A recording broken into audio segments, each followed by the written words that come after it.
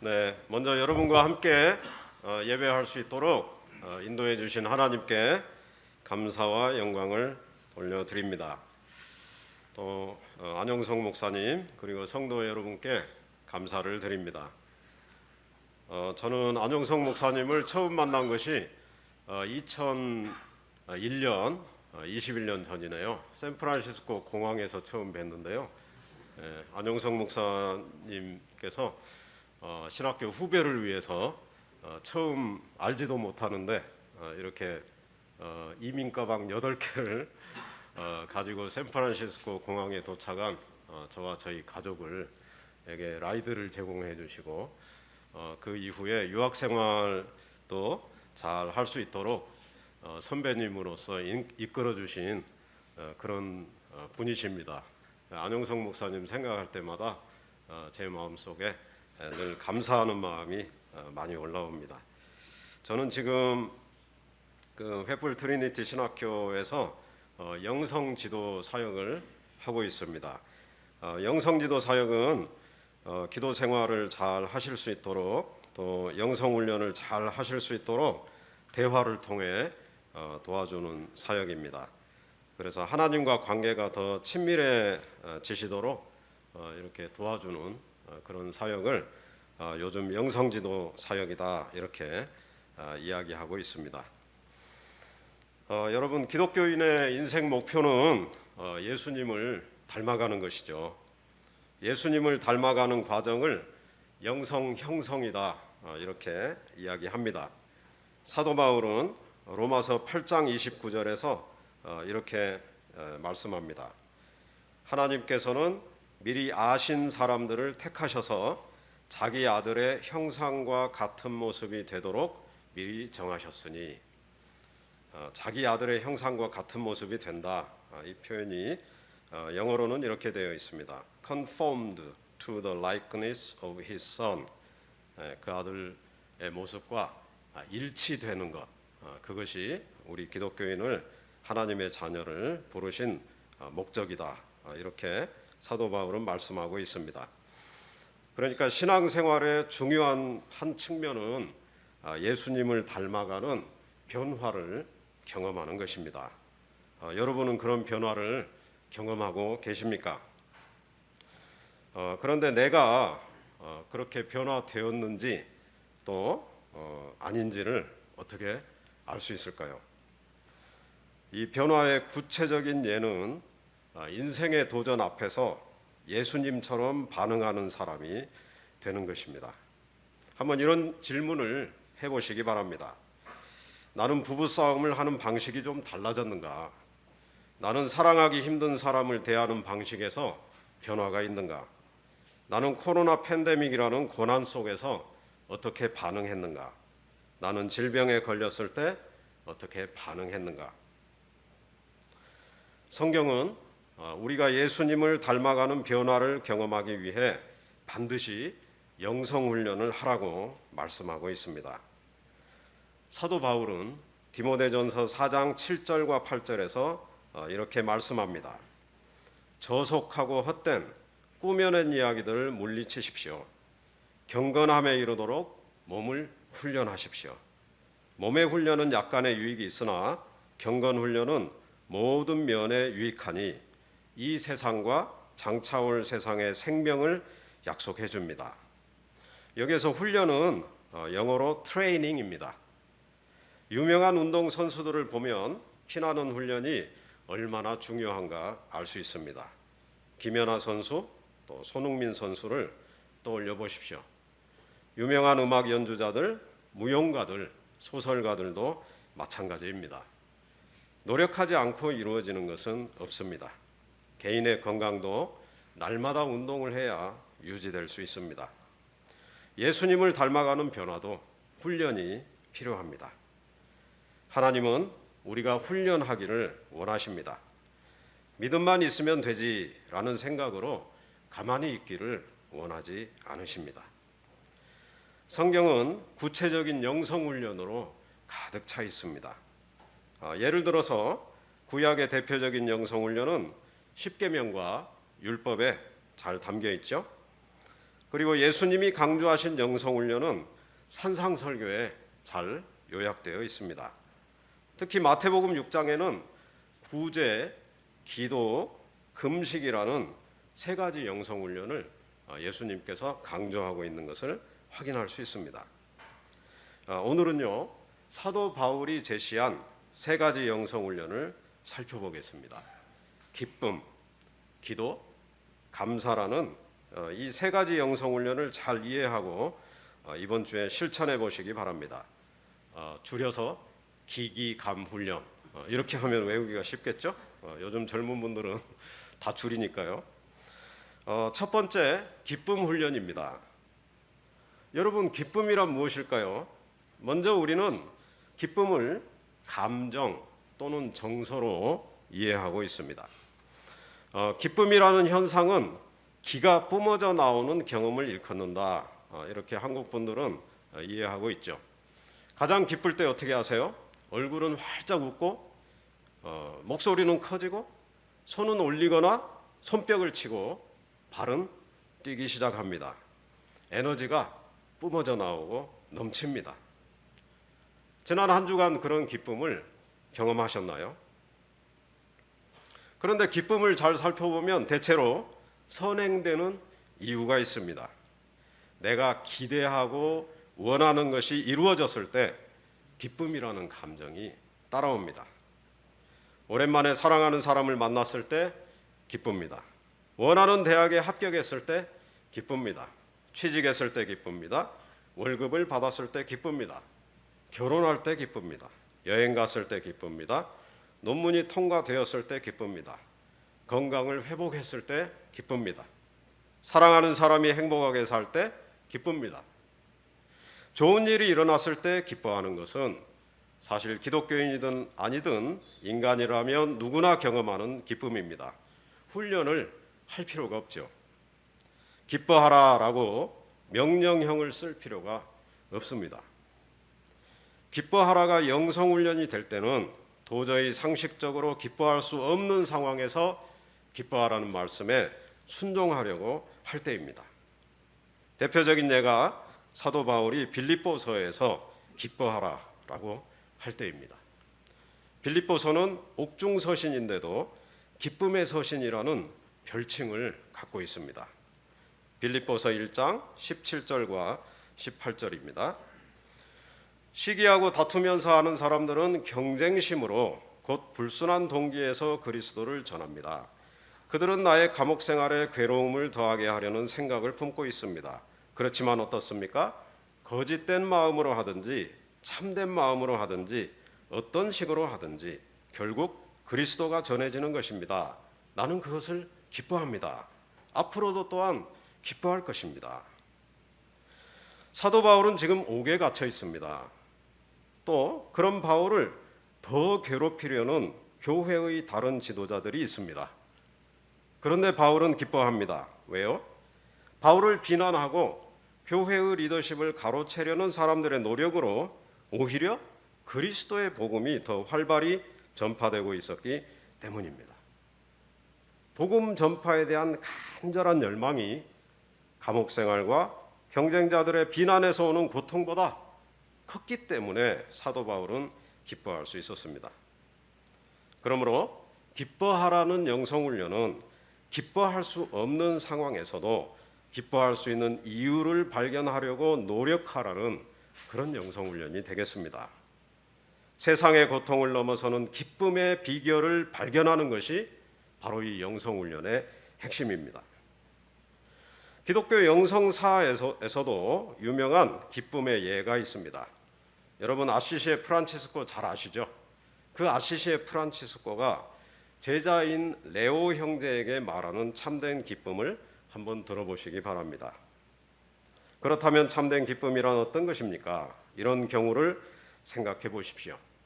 내가 페루지아에서 돌아와 한밤중에 여기에 도착합니다. 진창길이고 무척 추운 겨울날이라 고드름이 내 수도복 끝에 매달려 있다가 내 다리를 때리며 그 상처에서 피가 흘러내립니다. 진흙과 얼음으로 덮인 나는 떨면서 문 앞에 이릅니다. 문을 두드리며 사람을 부른 지 한참 후에 한 형제가 와서 묻습니다. 누구요? 프란치스코 형제요. 저리 가요. 지금은 그렇게 돌아다니는 시간이 아니요. 들어올 수 없어요. 내가 간청하자 그는 대답합니다. 꺼져요. 이 어리석은 사람 같으니 다시는 우리한테 오지 말아요. 당신 같은 사람이 여기에는 너무 많아. 우리는 당신이 필요 없어요. 나는 문에 서서 다시 말합니다.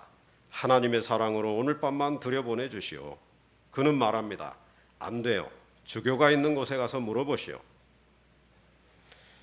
나는 당신에게 이렇게 말합니다. 이런 상황에서도 내가 만일 인내심을 갖고 화가 나지 않는다면 참된 기쁨은 내 영혼의 참된 덕 그리고 구원과 함께 이런 일 안에 있을 것입니다. 무척 추운 겨울날 한밤중에 다리에는 상처가 나서 피가 흐르는 상태로 어느 수도원에 도착해서 문을 두드렸는데 거절을 당합니다. 그럼에도 불구하고 화가 나지 않는 자신을 보면서 기뻐합니다. 그 당시 프란치스코는 예수님의 가난을 담기를 간절히 원했습니다. 프란치스코의 기쁨의 비결은 가난하신 예수님, 이 세상에서 수모와 수치를 겪으신 예수님, 고통을 겪으신 예수님, 바로 그 예수님을 따라 살려는 열망이었습니다. 그러므로 기뻐하라는 영성훈련은요, 예수님을 닮고 싶은 열망이 있는지를 점검하는 그런 훈련이라고 할 수 있습니다. 또 현재 우리가 당하는 고난이 예수님을 닮아가는데 어떤 의미가 있는지를 생각해보는 훈련입니다. 사도 바울은 항상이라는 부사를 덧붙임으로써 이 기쁨의 훈련의 강도를 아주 최고도로 올려버립니다. 그러니까 몇 번 성공했다고 자만할 수 없습니다. 항상 겸손하게 기쁨의 이유를 찾기 위해 성경 묵상과 기도의 자리로 나아가야겠습니다. 두 번째 훈련은 기도 훈련입니다. 기도란 무엇입니까? 기도는 첫째, 하나님과의 대화입니다. 하나님께 말씀드리고 하나님의 말씀을 듣는 것입니다. 둘째, 기도는 하나님과의 사귐입니다. 하나님의 임재 안에 머물고 하나님과의 연합을 누리는 것입니다.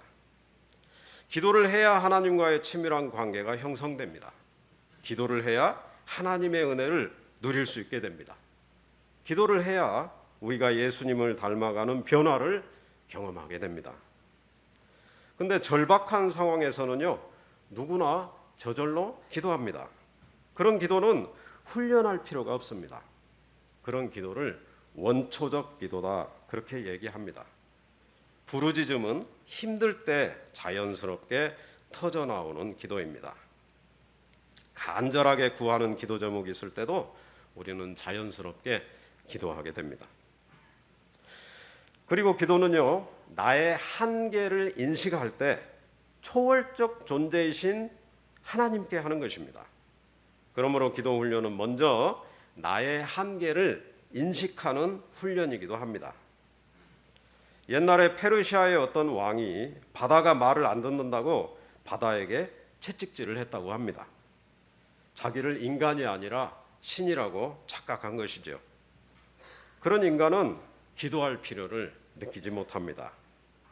그러므로 기도하라는 훈련은 자기가 유한한 존재라는 사실을 인정하고 초월적 존재인 창조주 하나님을 겸손하게 의지하는 훈련입니다.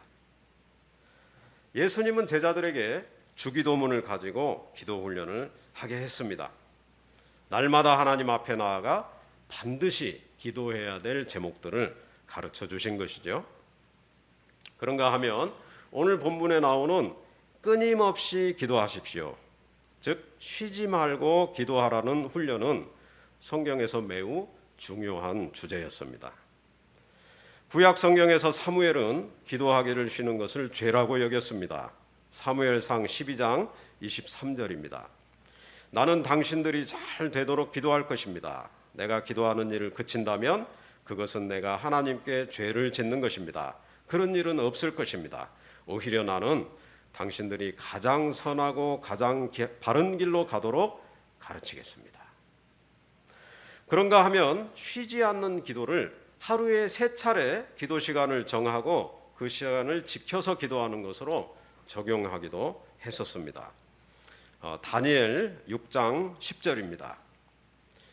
다니엘은 왕이 금령문서에 도장을 찍은 것을 알고도 자기의 집으로 돌아가서 다락방으로 올라갔다. 그 다락방은 예루살렘 쪽으로 창문이 나 있었다.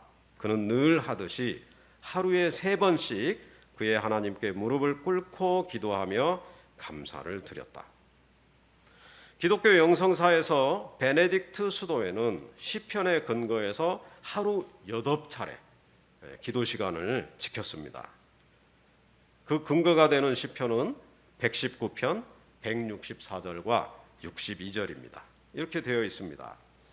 주님의 공의로운 규례들을 생각하면서 내가 하루에도 7번씩 주님을 찬양합니다. 7번씩이요. 그렇게 하면 어떻게 되겠어요? 3시간마다 한 번씩 하게 되는 거예요. 과거에 농경문화이기 때문에 새벽 일찍 일어나서 새벽 3시부터 시작합니다.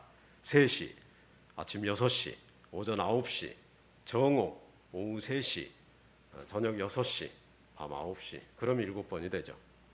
그러다가 62절을 묵상을 한 거예요. 한밤중에라도 주님의 의로운 규례들이 생각나면 벌떡 일어나서 주님께 감사를 드립니다. 여기에 또 은혜를 받은 겁니다. 어떻게 해야 되겠어요? 자다가 일어납니다. 그래서 자정에 다시 또 한번 기도하는 시간을 가졌습니다. 그렇게 하니까 8번이 된 거예요. 그렇게 실제로 해보려고 했던 우리 선배들이 있습니다. 동방정교회에서는요, 쉬지 않고 기도하기 위해서 호흡에다가 기도문을 실었어요. 그 기도문을 예수기도문이다 이렇게 얘기합니다. 숨을 들이마시면서 예수님의 이름을 속으로 부릅니다. 그 다음에 숨을 내쉬면서 내 영혼의 구원을 위해서 기도합니다. 그러니까 자연스럽게 숨을 쉬는 동안 계속 기도를 하게 되는 효과가 나타난다고 생각을 했던 것이죠. 그 예수기도문은 다음과 같습니다. 주 예수 그리스도 하나님의 아들이시여 죄인인 나를 불쌍히 여기소서. 이 성경 전체에 나오는 기도문을 이 짧은 한 문장으로 요약을 해버린 거예요. 그래서 자신이 숨 쉴 때마다 이 기도문으로 기도하겠다 이렇게 생각을 했던 적도 있습니다. 깔뱅은요, 구체적 기도 방법보다도 그 취지를 강조했습니다. 깔뱅의 말입니다. 바울이 쉬지 말고 기도하며 범사에 감사하라고 우리에게 명령하는 이유는 하나님께서는 모든 사람이 모든 때와 모든 장소와 모든 일에서 끊임없이 하나님께 소원을 구하며 모든 것을 그분께 바라며 모든 일을 위하여 그분을 찬양하기를 원하시기 때문이다. 저는요, 이 구절을 한번 이렇게 저에게 적용을 해봤어요. 한번 눈을 뜨고 감는 것도 매번 하는 일이니까 눈을 뜰 때는 이렇게 기도하고 눈을 감을 때는 이렇게 기도해 보면 좋지 않을까 그런 생각이 들었습니다. 그래서 눈을 감으면 내 안에 계신 하나님이 너를 사랑한다 말씀하시고, 눈을 뜨면 세상에 계신 하나님이 서로 사랑하라 말씀하신다. 이런 생각을 가지고 한번 눈 감을 때마다 이 생각을 하면서 기도하고, 눈을 뜰 때마다 이 생각을 하면서 하나님의 말씀을 듣고 실천하려고 노력하고, 그런 생각을 해본 적이 있습니다. 어떤 방법을 사용하던 쉼없는 기도를 해야 하는 이유는요, 인생의 모든 순간 우리는 창조주 하나님을 의지해서 살아갈 수밖에 없는 존재이기 때문입니다. 시편 104편 28절과 29절입니다. 주님께서 그들에게 먹이를 주시면 그들은 받아 먹고 주님께서 손을 펴 먹을 것을 주시면 그들은 만족해합니다. 그러나 주님께서 얼굴을 숨기시면 그들은 떨면서 두려워하고 주님께서 호흡을 거두어 들이시면 그들은 죽어서 본래의 흙으로 돌아갑니다. 이 세상에서 생명 있는 존재, 모든 존재는 주님께 온전히 의지해야만 생존할 수 있고 호흡할 수 있다라는 고백입니다. 자, 세 번째 훈련은요, 감사 훈련입니다. 감사가 무엇입니까? 감사는 은혜로 받은 것에 대해서 은혜를 준 존재에게 보이는 반응입니다. 마땅히 내가 받아야 할 것을 받았다 이렇게 생각하면 감사한 마음 올라오지 않습니다. 감사하다는 표현 굳이 할 필요가 없죠. 그런데 내가 한 것보다 더 많은 것을 받았다, 또는 내가 한 일이 없는데도 선물로 받았다, 이런 생각이 들 때에는요, 감사한 마음이 올라오면서 감사하다는 말을 표현을 하게 됩니다. 자, 순서를 정리해 보면 어떻습니까? 먼저 내가 한 경험이 은혜와 선물이다, 이런 생각이 먼저 드는 거예요. 그 다음에는 감사하는 감정이 올라오고요. 그 다음에는 감사하다는 표현, 말과 또 몸으로 표현을 하게 됩니다. 자, 우리가 이런 과정을 통해서 일상생활에서 어떻게 감사를 표현하고 있는지 한번 적용해 보시기 바랍니다. 여러분 가정에서 가족들에게 감사하십니까? 부부 사이에 서로 감사를 표현하십니까? 부모와 자녀 사이에는 어떻습니까? 여러분 직장에서 관리자와 종업원 사이에 서로 감사하십니까? 여러분 사회에서 공무원이나 다양한 서비스업에 종사하는 분들에게 감사하십니까? 그런데 우리 사회에서는 가만히 보면요, 돈을 주면 감사를 표현할 필요가 없다, 그런 생각이 팽배해 있는 것 같아요. 이 자본주의의 폐해 중 하나는 관계의 성격을 바꿔버린 것입니다. 인간관계에서 감사를 없애버린 것입니다. 돈을 주었으니 그것으로 내가 할 일은 다 했다, 이렇게 생각하는 것이 팽배해 있습니다. 감사의 비결은요, 해당 관계에서 감사의 이유, 즉 은혜와 선물을 발견하는 데 있습니다. 사도 바울이 범사에 감사하라, 즉 모든 일에 감사하십시오 라고 말한 데는 마땅한 영적 근거가 있습니다. 우리가 경험하고 있는 모든 일과 관계에는 은혜적 요소가 있다는 거예요. 선물적 요소가 있다는 겁니다. 모든 관계는 돈으로 시작하고 끝나는 기계적이고 수치적인 것이 아닙니다. 돈을 주고 받았더라도 서로 감사할 이유가 있습니다. 또한 모든 관계는 일방적인 시혜 관계가 아니라 상호 배품의 관계입니다. 남편이 아내에게 선물이듯이 아내가 남편에게 선물입니다. 부모가 자녀에게 선물이듯이 자녀도 부모에게 선물입니다. 심지어는 직장에서 나를 괴롭히는 사람도 나에게 주는 어떤 선물이 있을 수 있습니다. 물론 이 부분은 난이도가 아주 높은 깨달음이긴 합니다. 그리고 우리가 경험하는 모든 것은 하나님의 은혜이고 선물입니다. 고난마저도 하나님의 은혜이고 선물이다라고 해석하는 분들이 우리 기독교인들 가운데는 부지기수입니다. 예수님을 떠올려 보십시오. 사도 바울을 떠올려 보십시오. 순교자들을 떠올려 보십시오. 기독교 영성의 최고봉에 오른 분들의 전기를 읽어보십시오.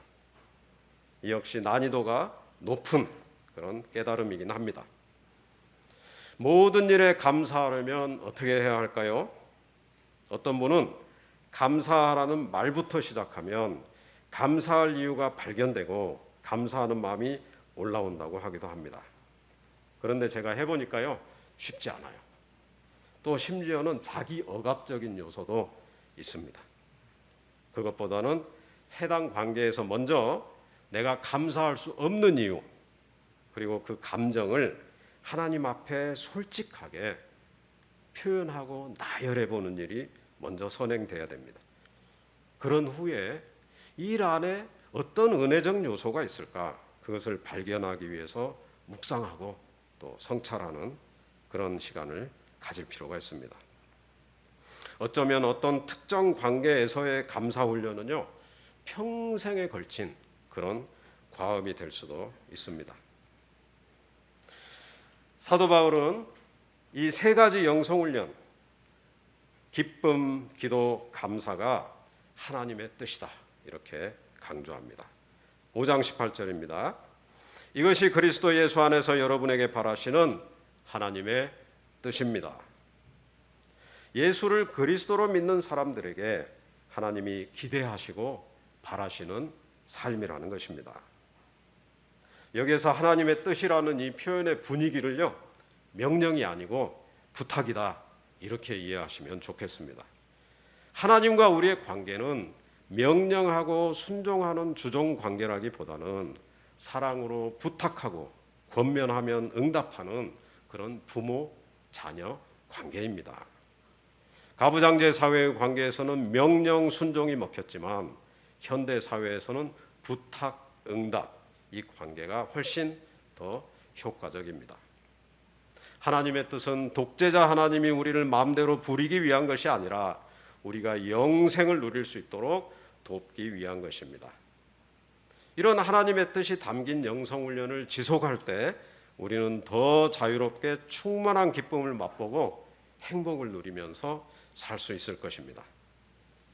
사랑하는 구루터기 교회 성도 여러분, 이번 한 주간 기쁨 훈련, 또 기도 훈련, 그리고 감사 훈련에 매진하심으로써 하나님의 은혜를 충만히 누리시기 바랍니다. 기도하겠습니다. 사랑의 주님, 주님께서 저희를 부르신 이유가 기쁨을 만끽하라는 것임을 다시 한번 깨닫게 해주셔서 감사합니다. 주님, 저에게 필요한 모든 것 기도할 때 주님께서 응답해 주실 거라는 약속을 해주셔서 참으로 감사합니다. 주님, 이 세상에 살면서 어떤 일 가운데서도 우리가 감사할 수 있는 존재라는 것을 다시 한번 깨닫게 해주셔서 감사합니다. 기쁨과 기도와 감사의 훈련을 지속해 나아갈 때 주님께서 베푸시는 은혜를 더욱더 충만하게 누리는 새로운 한 주간 되게 하여 주시옵소서. 예수님 이름으로 기도합니다. 아멘.